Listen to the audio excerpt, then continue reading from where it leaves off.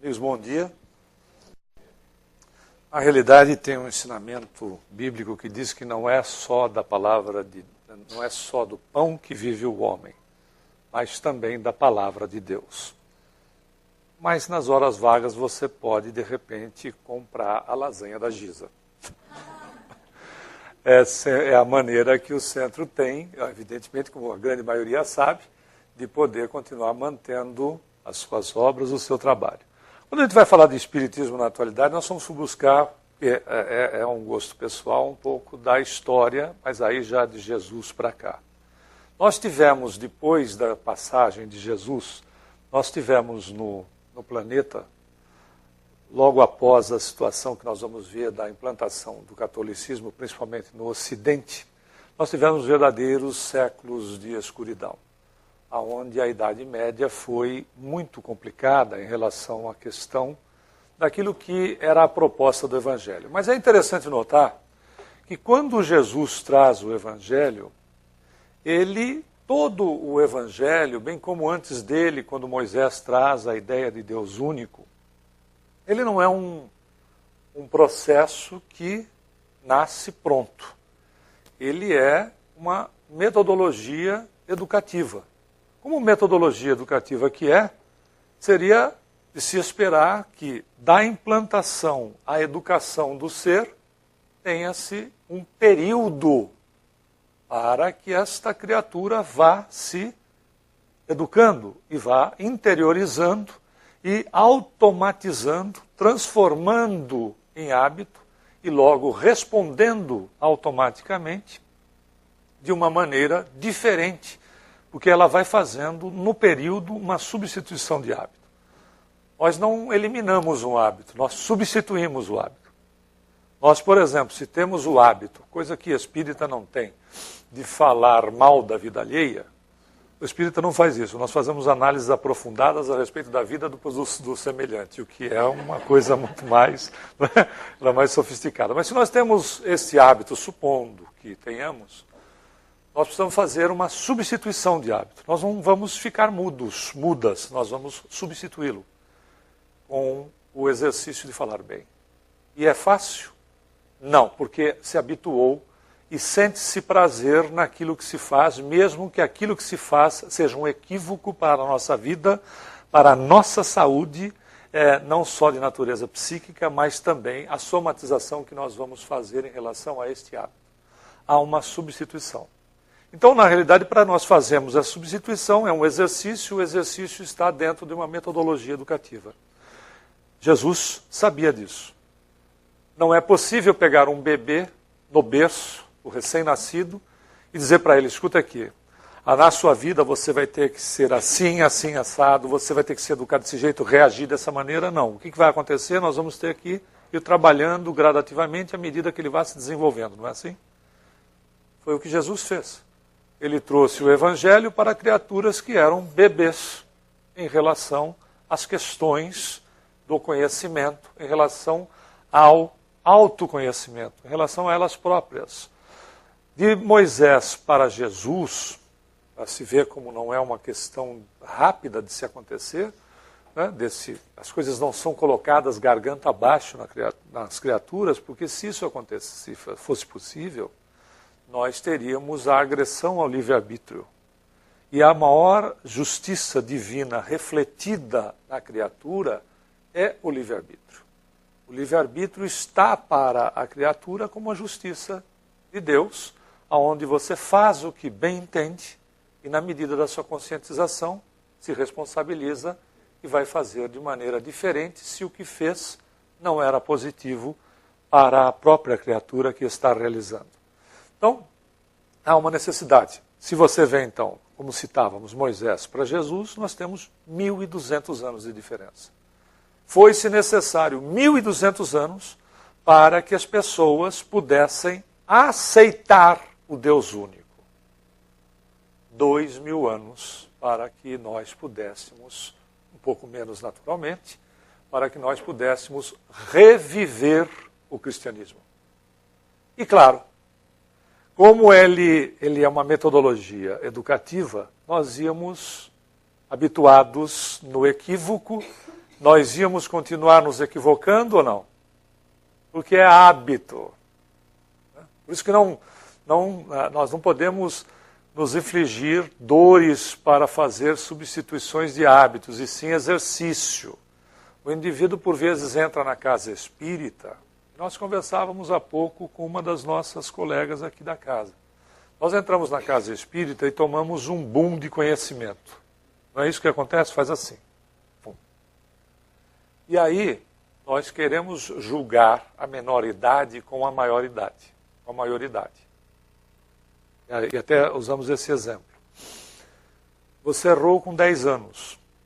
Não pode usar o conhecimento de 30 anos para julgar aquilo que foi feito com 10, porque com 10 o conhecimento era aquele.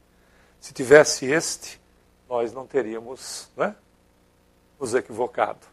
Então significa que este boom é o despertamento para a gente fazer daqui para frente. Porque o passado é aprendizado, o presente é a realização e o futuro é o reflexo daquilo que nós nos propomos. Isso aconteceu com o Evangelho. O Evangelho vem, começa a sua implementação e, claro, como é uma metodologia educativa, você tem ciclos. Né?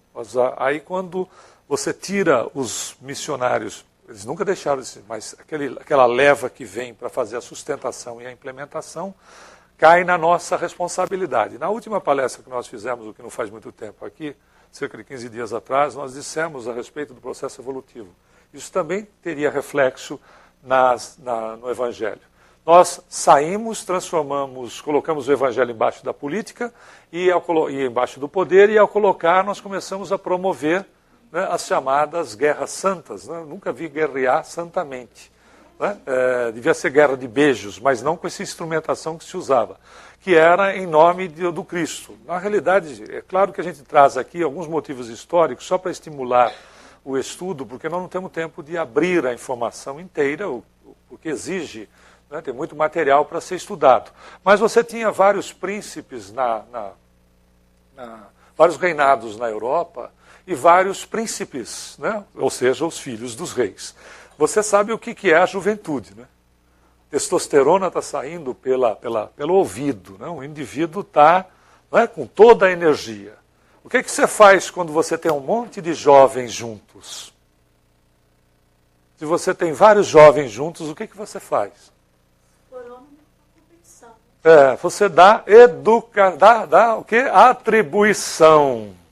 Dá coisa para o indivíduo fazer, porque senão fica aquela energia acumulada, e energia acumulada de espírito que não está ainda suficientemente evoluído, pensa no quê? Não é verdade? Então você dá ocupação. O que eles fizeram? Dá ocupação para esse povo. Bota em guerra de conquista. E tem uns bons motivos por trás. Uns bons motivos. A gente coloca aspectos da religião. Não era de Jesus. Imagina Jesus capitaneando tropa. Então coloca aspectos da religião. Põe uma cruz e coisa do gênero, estimula, fanatiza esse povo e bota esse povo com essa energia toda lá. Não deixa aqui, porque se deixar aqui, eles começam a querer tomar reino um do outro. Não é verdade? Eles começam a querer tomar um do outro. Então você faz o seguinte, canaliza essa energia para outro lugar, porque se deixar essa energia toda aqui, as pessoas começam a querer, a grama do vizinho sempre é mais verde, você já percebeu? A galinha dele sempre é mais gorda. Você começa a crescer o olho. E nós estamos lidando com gente que está num nível evolutivo ainda, né, relativamente primitivo. Então canaliza essa energia. Ora, aí foi-se para o Oriente em busca dos interesses do Cristo e coisas do gênero, que não tinha absolutamente nada a ver. Tivemos, inclusive, uma cruzada na Europa, que foi na França, aonde se neutralizou passou mais do que um século praticamente para se conseguir isso.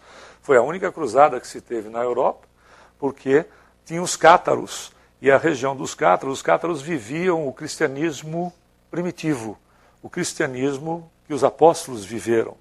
E Os interesses não queriam, achavam que aquilo distorcia o que estava sendo pregado pela igreja. Isso não é crítica à igreja, isso é a história. E eles foram e massacraram os cátaros todos em vários movimentos que foi a cruzada na Europa. O restante foi fora da Europa, ou seja, coloca para lá. Disto aqui tomou outras dimensões de caráter financeiro, de caráter de interesse, para também utilizando-se da figura de Cristo. Perseguições, por exemplo, como a Inquisição, que ela começou na Espanha. Os príncipes espanhóis estavam falidos e os judeus estavam capitalizados. O que você acha que deu? Utilizaram da figura, né, de Jesus de novo, né, de coisas santas para jogar exatamente pérolas para os porcos, aonde se promoveu os verdadeiros absurdos, aonde a Inquisição espanhola foi a pior que houve, apesar de ter havido também em outros países da Europa, inclusive gente no Brasil colônia, que foi deportado para Portugal para poder responder para a Inquisição. E aí a história é enorme, é longa, porque quando o nosso irmão judeu se convertia para o catolicismo, que não era mais cristianismo, como eles começaram a ver que muitos se convertiam, e os que se convertiam tinham muito dinheiro, eles acharam outra maneira de capitalizar, né? De tomar o dinheiro deles. Diz assim, não, mas você se converteu, mas o problema é de origem, não é necessariamente de conversão. O seu problema está já na base. Se você é judeu, está no seu sangue, logo você continua sendo judeu. Então vamos continuar, né, fazendo com que... E o processo, olha como vai interferindo em relação às questões das criaturas. E como essas situações todas, principalmente em relação às cruzadas, nós vemos que nós reencarnamos em vários pontos do planeta e que no final das contas todos nós somos uma grande família. Imagina para os indivíduos do Oriente Médio, as criaturas que desembarcavam lá e trucidavam todos à sua frente, se eles não eram conhecidos como criaturas fanáticas. A história só mudou de lado. Não é verdade? O que você faz, individual ou coletivamente, depois de um tempo você sente na pele, individual ou coletivamente. Não é punição, é questão de ação e reação, causa e efeito. Não dá outra. Não é pagar absolutamente nada, é experienciar aquilo que se promove para o outro, seja individual ou coletivamente. Aonde não é sofrer o dano, mas é participar da dor coletiva. Porque quando acontecem determinadas situações que agridem uma quantidade da população e você faz parte dela, a gente participa da dor coletiva. Não é assim? Porque nos afeta a todos, ela toma uma dimensão maior. Foram situações que nós fomos promovendo ao longo da história, para aprender, não é? Acabamos, por exemplo, com a reencarnação por decreto, já a história bastante conhecida, no Concílio de Constantinopla, em 553.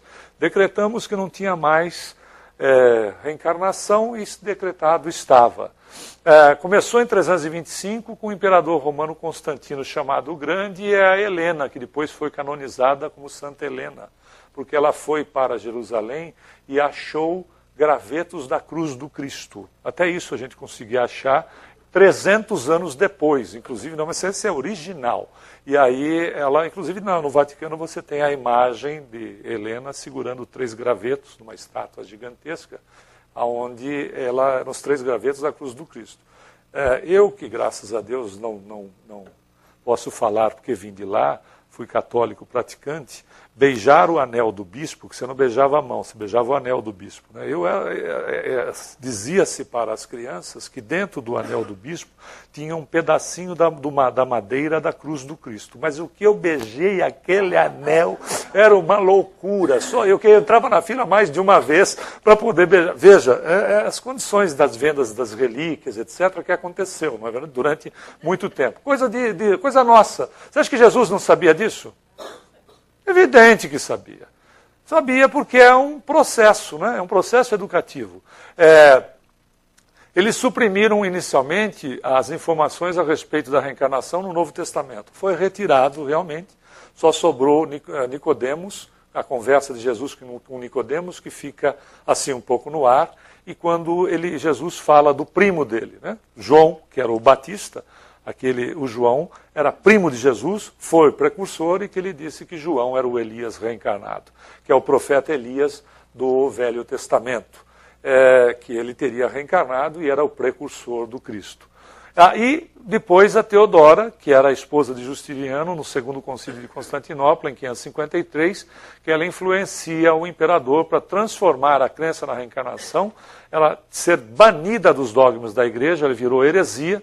O concílio validou o ato de Constantino e declarou, então, herético o conceito reencarnatório. Então a reencarnação deixava de existir e nós, então, também, por acharmos que sexo era pecado, instituímos a virgindade de Maria, para José pagar o mico na coletividade dele, tendo que explicar como é que ele podia ter, né, uma mulher que fosse adúltera.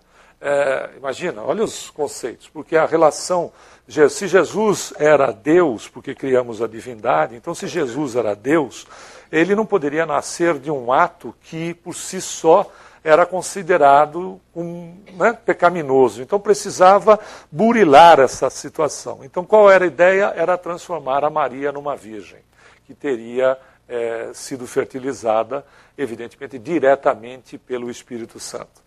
E criamos, então, a Trindade, não é? Ficou Deus, o Pai, Filho e Espírito Santo, tudo a mesma coisa, mas Jesus dizia, não, eu não sou bom, bom é Deus, não é? que faz nascer seu sol para bons e maus e cair a sua chuva para justos e injustos. Esse é bom, ele não fica. Imagina se a gente tivesse o botão de acender e apagar o sol, ou o botão de ligar ou apagar a chuva, o que a gente faria com o vizinho que a gente não gosta, né? Vai passar aí um calor miserável durante um tempo, depois eu mando água até a sua casa e não dá. Né? Você vai viver no eterno inferno. Veja, mas não ele é equânime. Criamos essa situação, criamos outras. Né? Inventamos a ideia do céu, um lugar paradisíaco, do inferno, e depois a coisa não pegou muito, porque o ser evoluiu e não dava para ficar numa coisa ou noutra. A gente criou o purgatório, que foi um produto que resistiu aí quase 600 anos já, aonde as criaturas, saindo do corpo, iam para o purgatório, e do purgatório podia ir para o céu, porque ir para o inferno não dava para ir todo mundo, né? Senão o inferno ia ficar lotado. E o que acabou acontecendo com isso? Hoje muitas seitas e doutrinas procuram atender os espíritos sedentos de luz e buscando preencher o vazio interior. Né? As criaturas estão, se nós olharmos, elas estão sedentas de espiritualização. As pessoas, por quê? Porque na realidade, em matéria de conquistas, nós somos impressionantemente bem-sucedidos e extremamente inteligentes. Isso é indiscutível. O que nós temos de progresso nos últimos 50 anos, nós demoramos séculos para atingir. O que a gente faz em 10 anos, ou seja, numa década, nós estamos há séculos. Nós demorávamos para as mesmas conquistas. Então, o ser humano, em relação àquilo que são as necessidades, nós estamos criando necessidades, não é verdade? A gente vai criando necessidades.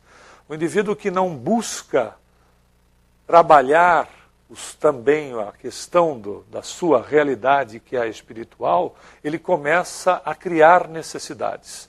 Então ele vai procurar para lá fora aquilo que ele não consegue, a falta e aquilo que ele não consegue trabalhar no seu interior. Então a gente vai fazendo um processo de projeção. Então alguns vão, por exemplo, a tecnologia não é um problema.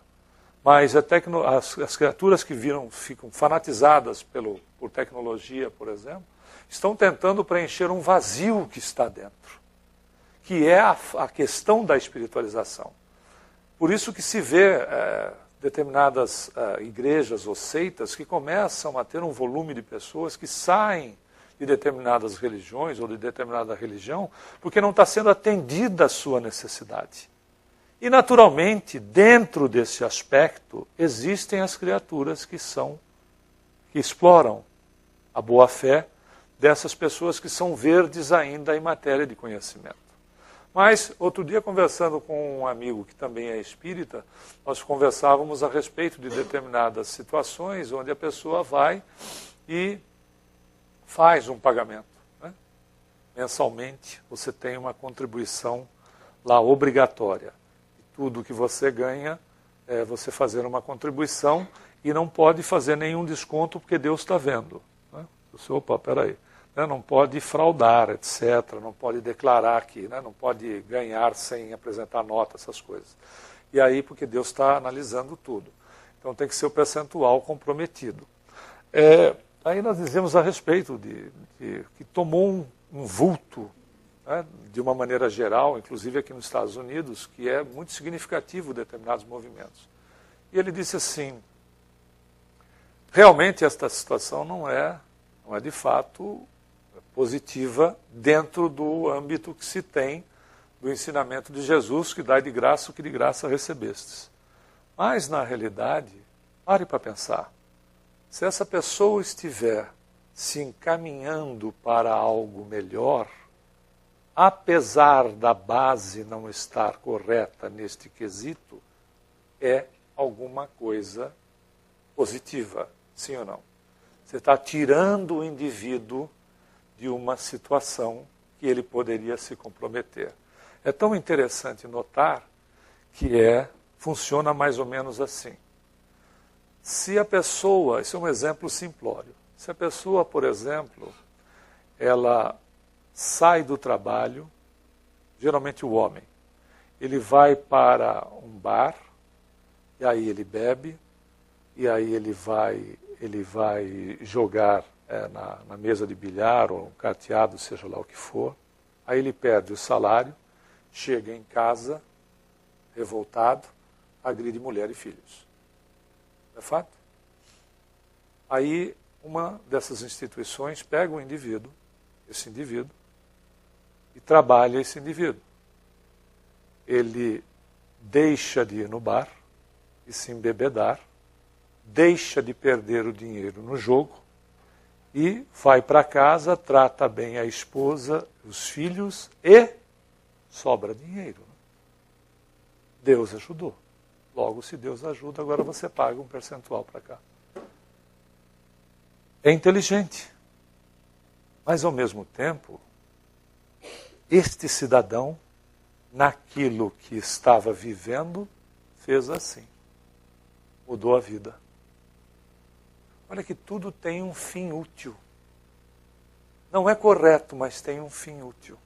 Acaba que você tirou ele do círculo vicioso e está atendendo a necessidade dessa criatura de se relacionar consigo mesmo, de despertar a espiritualização. Que num futuro, pessoal, nós não teremos uma igreja, nós não teremos uma religião. A nossa religião será a do amor. Nós amaremos Deus sobre todas as coisas e ao próximo como a si mesmo. E tudo aquilo que está integrado no que hoje a gente busca em matéria de conhecimento estará disponível em nós, com pleno conhecimento, quando estaremos evoluídos, onde o Espírito vai saber e amar na mesma intensidade. Mas, no entanto, ainda a gente vê muito o interesse pelo fenômeno. É uma realidade, porque ainda é um momento das pessoas despertarem. Isso aqui é a materialização de Kate King. Para quem não lembra ou não viu, esse é um espírito materializado. A Florence Cook, a médium, doou ectoplasma, o espírito pega, se reveste desse ectoplasma, né, que o componente principal é o fluido vital, é o que vitaliza a célula. Este ectoplasma é exarado muito do citoplasma da célula. O espírito pega esse material, que pode ser em estado visível ou não, nesse caso é visível, e se materializa. E não precisa ser médium para ver, todos poderiam ver, tanto é que faz a foto, etc. Muita gente ainda não está interessada pelo fenômeno, não necessariamente este tipo de fenômeno, mas coisas que sejam situações que resolvam rápido. Por exemplo, o passe. Né? A necessidade. Tomar passe é bom, mas o importante é mantê-lo durante a semana. O que acontece com a vontade do indivíduo. Diz André Luiz no livro Missionários da Luz, que ele acompanha o término de um trabalho espírita. Você vai sair daqui e vai tomar passe. Na hora que a gente sair para a rua, ele acompanha um caso desse. Nós sairemos, como o nível de energia recebido na câmara de passe é intenso e numa proporção enorme, você sai daqui e quem tiver clarividente vai ver que o envolvimento energético em torno da sua figura chega a brilhar. É iluminado. Você sai daqui iluminado, iluminada, energeticamente falando, porque o passe transmite energias. Energia é matéria. Isso envolve e você sai iluminado. Se acabar a luz na tua casa, coisa rara, mas se acabar, você faz o maior sucesso, porque você está iluminado. Muito bem. Aí você sai daqui. Isso aconteceu, ele analisou num centro espírita. Aí as pessoas saiu a mãe e o casal de filhos. Quando saíram do centro espírita, algumas entidades desocupadas não eram obsessores dessas pessoas. As entidades desocupadas estavam numa esquina esperando. Não significa que elas fiquem na esquina aqui esperando. Elas podem ficar esperando você dentro do carro. Ou então em casa. Né? Aí, quando elas passam por esses desocupados, eles se aproximam. E, claro, fazem uma leitura mental. Né? Porque não é o fato... Claro, tem muitos desencarnados que desencarnam e não sabem o que está acontecendo. Não sabe sequer que está desencarnado, o que dizer fazer leitura mental. Mas fazem, depende do tipo do encarnado, né, que tem um pouco mais de capacidade, fizeram uma leitura mental e primeiro pegaram, né, analisaram a situação da mãe desse casal. E aí ela diz assim, mas é muito difícil. A gente vai na casa espírita, recebe orientações, etc., estuda o evangelho, mas é muito difícil manter isso em nós, porque a exigência é muito grande. Não é? Eu, por exemplo, tenho muitas dificuldades ainda, e o André Luiz vai dizendo que aquela luminosidade toda vai sendo reduzida até o ponto que desaparece. Aí eles foram em cima do rapaz. E aí ele disse, eu concordo com a senhora. Olha a velha mania de se queixar. Eu concordo com a senhora.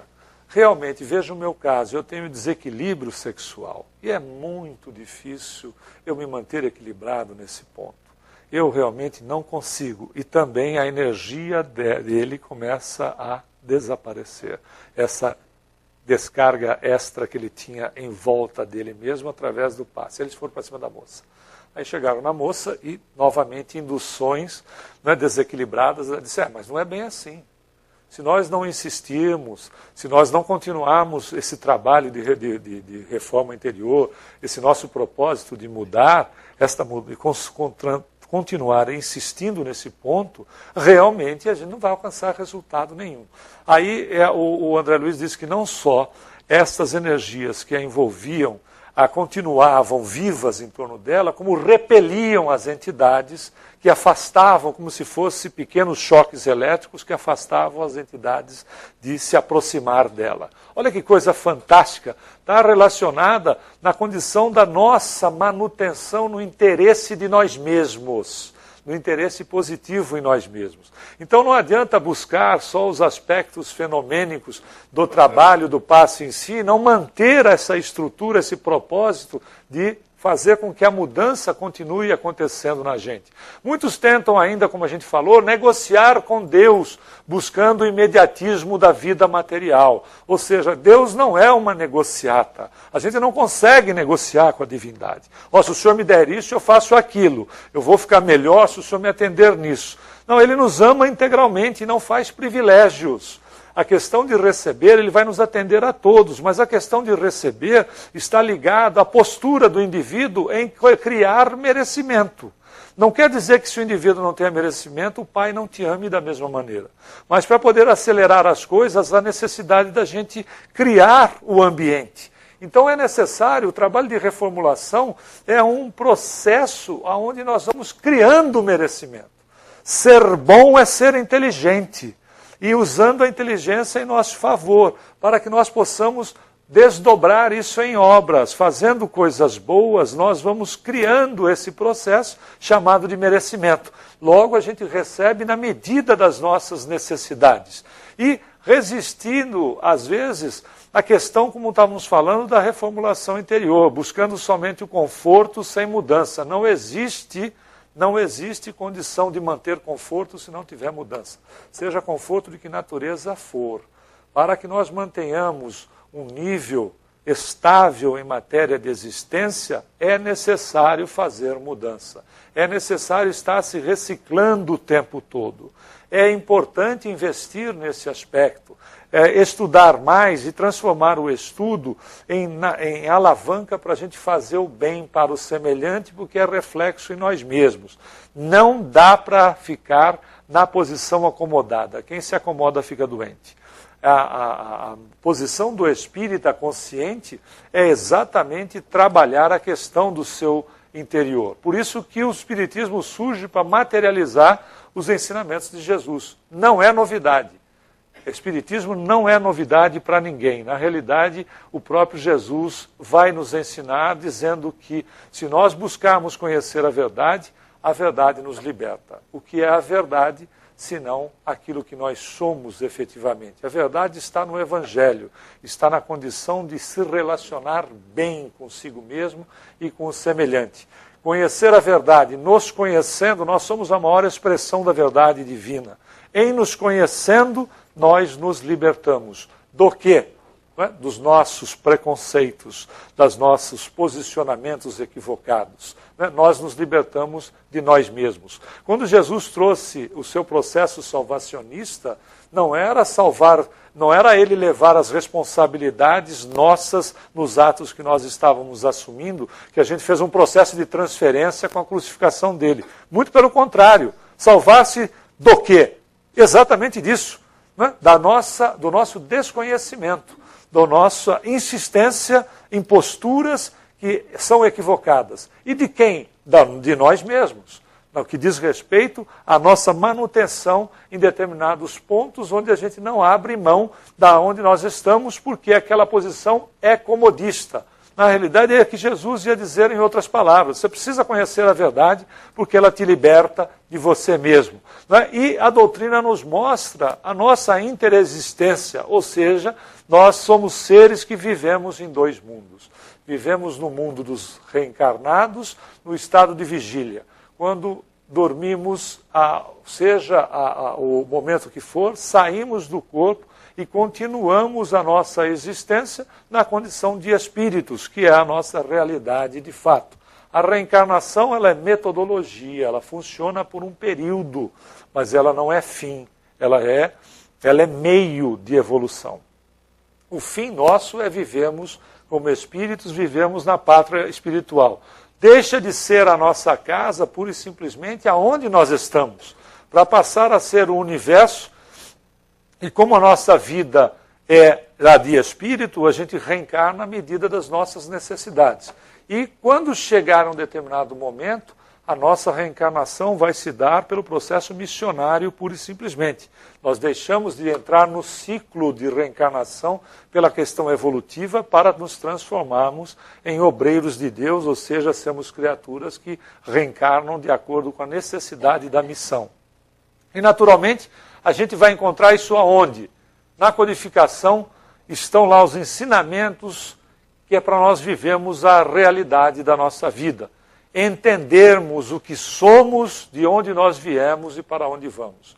Não dá para nós lermos os livros da codificação. É necessário estudar. O professor Herculano Pires, que você encontra uma série de obras escritas por ele desencarnou na década de 1970, ele, em nossa opinião, a melhor tradução do Livro dos Espíritos é a tradução dele.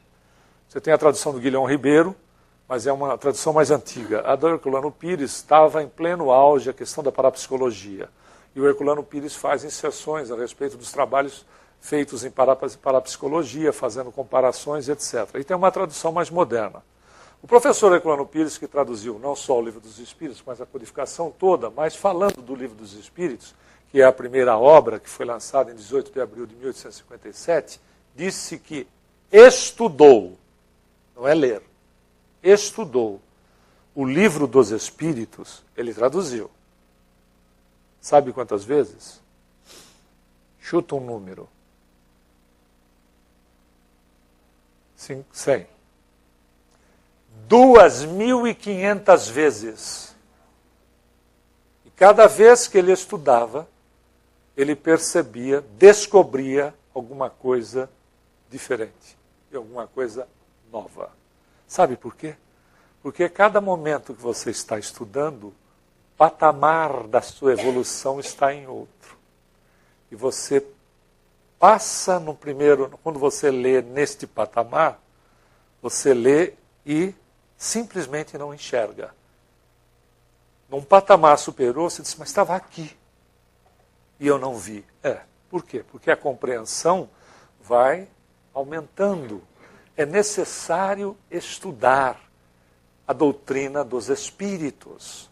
O livro dos Espíritos não é para os Espíritos. Que a gente, como é dos Espíritos, a gente deixa o livro dos Espíritos aberto em casa para eles lerem. Né? E facilita a vida virando a página, não é? Que é dos Espíritos, é para os Espíritos lerem, não é? Não é dos Espíritos, então é para os Espíritos. Né? Você faz isso? Que beleza! Né? E eles leem? Porque o importante é que eles leiam. Mas na realidade o livro dos Espíritos é para os Espíritos, que somos nós, todos, estando encarnados ou desencarnados. Deixar o Evangelho, por exemplo, aberto do lado da cama para espantar o obsessor, não funciona.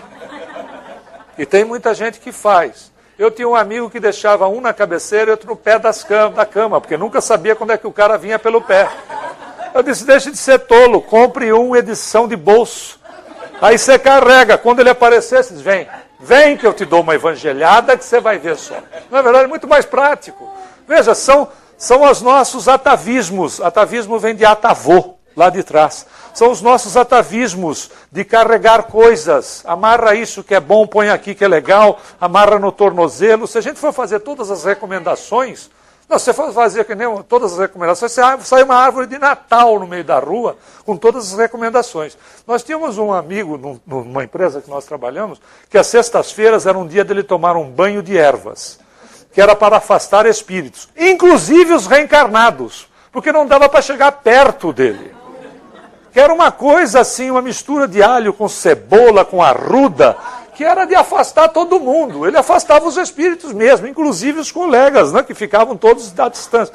Veja, são os atavismos. O que a gente precisa é estudar por quê? E quando você faz assim, o problema que a gente tem, espera um pouquinho, não é bem assim. Tem solução, não é? Mas não tem. Solucionado está. Problema que não tem solução já está solucionado. Qual é a solução? Não tem. Ótimo, então está solucionado. Ou seja, amplia-se a visão sobre quem? Sobre nós mesmos e as nossas potencialidades. Você tem tanta potencialidade interior que nem desconfia. Não é? Que às vezes nem desconfia. Por quê? Porque não sabe. É necessário saber. Olha Jesus. É necessário conhecer a verdade, porque ela te liberta. Né? Ganha-se outra expressão. Eu não vou, e essa é uma frase conhecida, apresentar os meus problemas para Deus. Eu vou apresentar Deus para os meus problemas. Muda o conceito. Muda o posicionamento da criatura. Você passa a ter mais confiança em você mesmo, porque você se conhece mais. E as coisas passam num patamar. Ora, não sabe quem foi que disse isso? Jesus. E disse, vós sois deuses, podeis fazer as coisas que faço e muito mais. Ele está falando da nossa divindade. Nós somos capazes de fazer o que ele fazia e muito mais. Mas há que se conhecer para poder fazer isso se tornar uma realidade. A falta de confiança, a falta de fé, a falta do não vai dar certo, é exatamente a falta do conhecimento de si mesmo. Quanto menos eu me conheço, menos eu acredito nos meus potenciais. É necessário que a gente mude a maneira de pensar ao nosso respeito e só muda-se a maneira de pensar ao nosso próprio respeito quando a gente procura se esclarecer. Senão a gente vive a vida de rotina, e não acreditando em nós, as coisas, os dias simplesmente se sucedem. E a gente acha que o mundo e a vida está ao sabor das ondas, quando somos nós que estamos comandando ou não estamos comandando coisa alguma. Não é? Porque é uma questão de escolha. Por isso pense nisso.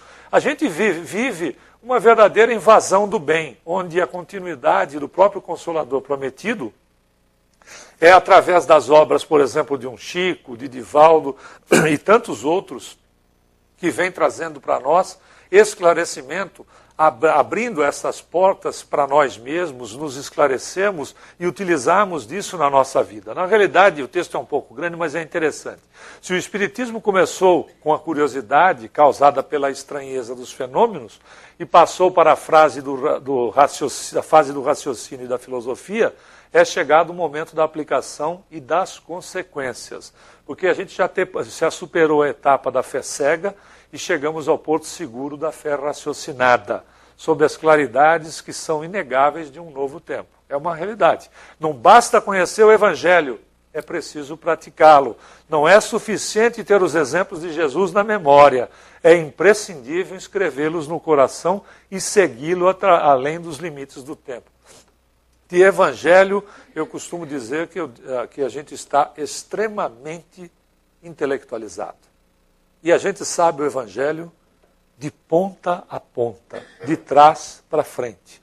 Querem ver? Tudo resumido em 2 ensinamentos, em 2 mandamentos. Você ama a Deus sobre todas as coisas e ao próximo como a si mesmo. Está aí o Evangelho. O restante é adicionar conhecimento. Se a gente tiver, agora, não dá para continuar vivendo intelectualizado apenas no Evangelho. Não dá para viver com Jesus na boca e nada no coração. É necessário colocar Jesus no coração. Mas não é colocar Jesus no coração religiosamente. É colocar Jesus no coração na medida das possibilidades, nas nossas atitudes, nos nossos atos. Faça um teste hoje. Chegue em casa em paz. Você não sabe o desafio que é isso. Chegue em casa em paz. Faça um teste durante a semana. Chegue a semana inteira em casa em paz.